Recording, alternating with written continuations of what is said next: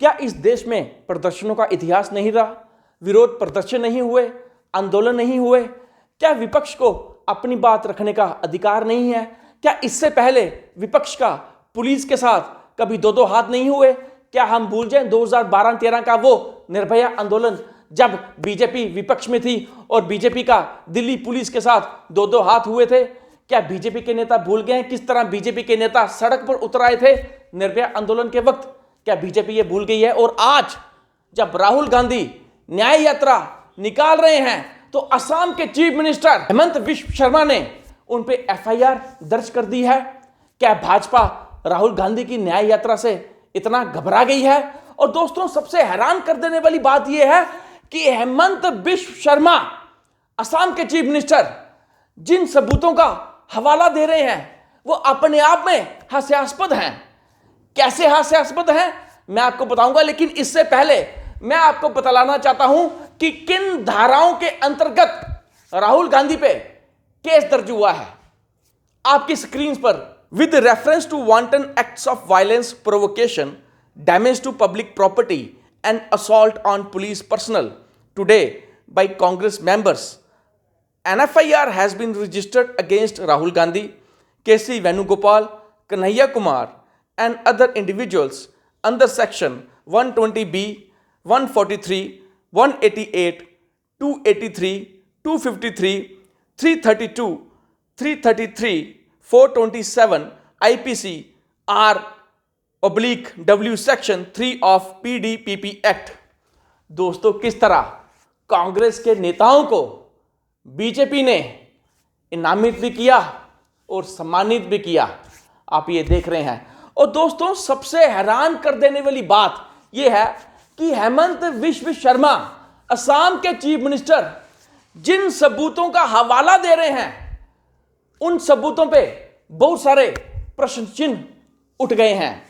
हेमंत बिश्व शर्मा ने एक वीडियो में यह कहा है कि राहुल गांधी ने लोगों को उकसाया, लोगों को भड़काया, जिसके बाद कांग्रेस के कार्यकर्ताओं ने बैरिकेडिंग तोड़ी। दोस्तों, मैं आपसे पूछना चाहता हूं कि क्या इससे पहले विपक्ष ने कभी बैरिकेडिंग नहीं तोड़ी?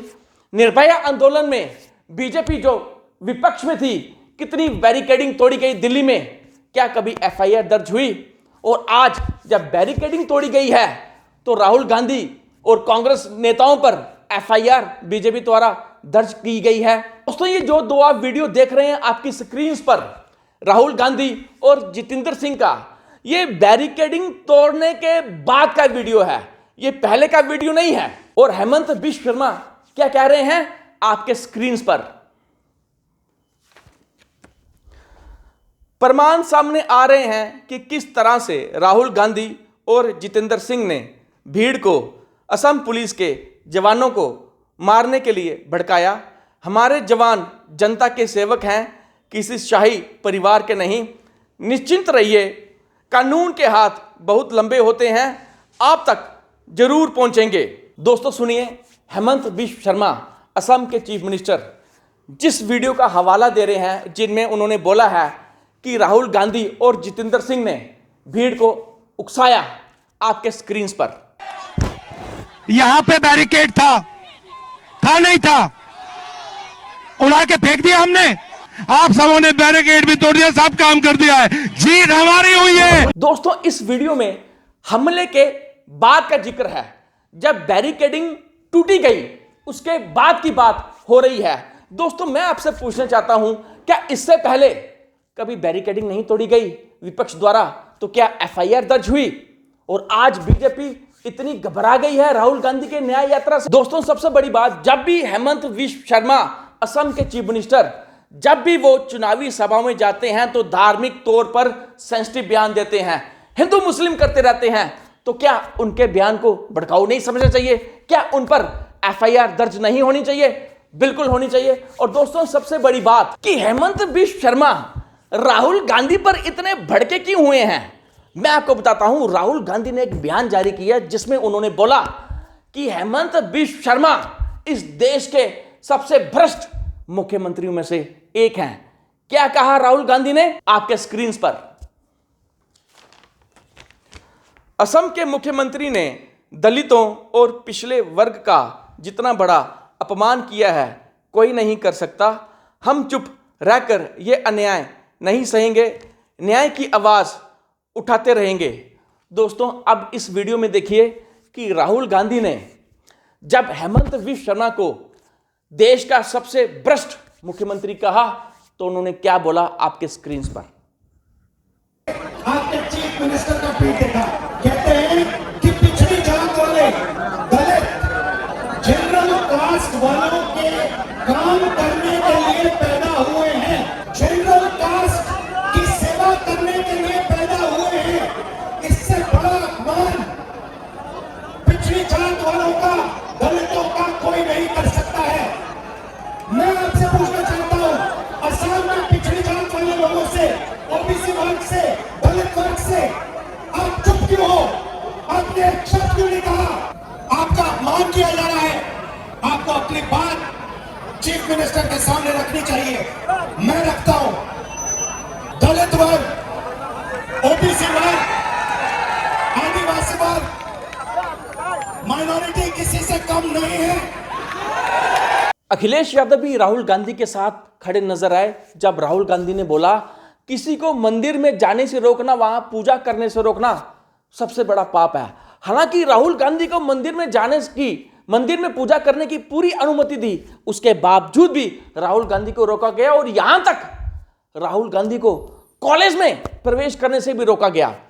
इस सब मुद्दे पर, इस सारे घटनाक्रम पर आम आदमी पार्टी भी राहुल गांधी के साथ खड़ी नजर आई।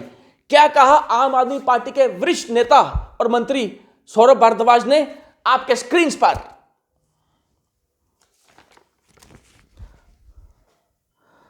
हेमंत विश्व शर्मा ऐसी स्टेटमेंट्स सुर्खियों में बने रहने के लिए देते हैं। उन्होंने भगवान राम का नाम तो लिया पर भगवान राम की मर्यादा नहीं सीखी। राम भी रावण के आगे झुके थे। राहुल गांधी की न्याय यात्रा पर उन्होंने कहा कि मुझे लगता है कि असम के मुख्यमंत्री हेमंत विश्व शर्मा को राजनीति का नहीं पता। लोग न्याय यात्रा की चर्चा कर रहे हैं और ये राहुल गांधी को फायदा दे रहा है। हमारे बेस्ट विशेस हैं राहुल गांधी के साथ। दोस्तों, आखिर ये हो क्या रहा है, मैं आपको बताता हूं। जैसे जैसे राहुल गांधी की न्याय यात्रा बढ़ रही है, कांग्रेस या राहुल गांधी अपने तौर पर कुछ नहीं कर रहे। जिस तरह भाजपा अंकुश लगाने की कोशिश कर रही है, राहुल गांधी की न्याय यात्रा को उस पर दबिश लगाने की कोशिश कर रही है, इसका सीधा फायदा राहुल गांधी को हो रहा है। और आगे आगे जैसे ये न्याय यात्रा बढ़ेगी, स्वाभाविक सी बात है ये उत्तर प्रदेश में भी आएगी, वहां भी ये यात्रा चलेगी। और हेमंत विश्व शर्मा खुद ही वो ट्रेलर देख चुके हैं कि जब ये न्याय यात्रा राहुल गांधी की गैर भाजपा शासित प्रदेशों से गुजरेगी तो क्या रिजल्ट होगा, क्या होगा। दोस्तों, राहुल गांधी ने 5 किस्म की न्यायों की बात की है। अपनी इस न्याय यात्रा में उन्होंने 5 किस्म के न्याय की बात की है और जिसके कारण बीजेपी डर गई है। कौन से 5 न्याय, आपके स्क्रीन पर देखिए राहुल गांधी की ये वीडियो। न्याय यात्रा के पीछे न्याय का आइडिया है और उसमें हमारे 5 स्तंभ हैं जो देश को शक्ति देंगे। 5 न्याय के स्तंभ जो देश को शक्ति देंगे। युवा न्याय, भागीदारी, नारी न्याय, किसान न्याय और श्रमिक के लिए न्याय। तो इन स्तंभ के लिए हम एक प्रोग्राम आपके सामने, कांग्रेस पार्टी आपके सामने अगले 1 महीने में, 1.5 महीने में रखेगी। दोस्तों, कुछ लोग कमेंट सेक्शन में ये जरूर लिखेंगे कि अमित लंगर भाजपा के खिलाफ बहुत बोलता है, लेकिन दोस्तों सबसे बड़ी बात ये है, आज का प्रश्न ये है, क्या विपक्ष को अपनी बात रखने का अधिकार नहीं है? क्या विपक्ष को आंदोलन करने का अधिकार नहीं है? क्या विपक्ष को अधिकार नहीं है कि वो विरोध प्रदर्शन करे? क्या इससे पहले विपक्ष ने कभी विरोध प्रदर्शन नहीं करे? हम क्या उस निर्भया आंदोलन को भूल जाएं जब भाजपा विपक्ष पर थी और उनके नेता सड़क पर उतर आए थे, बैरिकेडिंग तोड़ी गई थी? तो क्या तब की तत्कालीन कांग्रेस सरकार ने क्या एफआईआर उन पर लॉन्च की थी? हमें अभी तक याद है जब भाजपा के 2 सांसद थे और राजीव गांधी की गवर्नमेंट थी, तो क्या राजीव गांधी गवर्नमेंट ने उन 2 भाजपा सांसदों पर कभी उन पर अंकुश, कभी दबिश डालने की कोशिश की? क्या उन पर कभी एफआईआर हुई? नहीं हुई। दोस्तों, हाल ही में 150 सांसदों को दोनों सभाओं के स्पीकरों ने बाहर का रास्ता दिखा दिया, उनको सस्पेंड कर दिया। तो क्या आवाज नहीं उठानी चाहिए? जिस तरह बीजेपी विपक्ष को खत्म करने की एक चाल चल रही है, किस तरह वो पूरा ढांचा जो है एक लोकतंत्र से शिफ्ट कर रही है तानाशाह ढांचे पर, तो क्या आवाज नहीं उठानी चाहिए? दोस्तों, जिस देश में अगर लोकतंत्र है, अगर वहां विपक्ष का गला घोटा जा रहा है, अगर विपक्ष की आवाज दबाई जा रही है, तो आपको समझ लेना चाहिए उस देश में तानाशाही लागू करने की कोशिश सरकार कर रही है। अब दोस्तों, आपको तय करना है, आपको बताना है कि इस महान देश हिंदुस्तान में क्या विपक्ष की आवाज खत्म कर देनी चाहिए? क्या डेमोक्रेसी को शिफ्ट कर देना चाहिए तानाशाही पे? दोस्तों, अब आपने जवाब देना है। आपका बहुत बहुत शुक्रिया, धन्यवाद।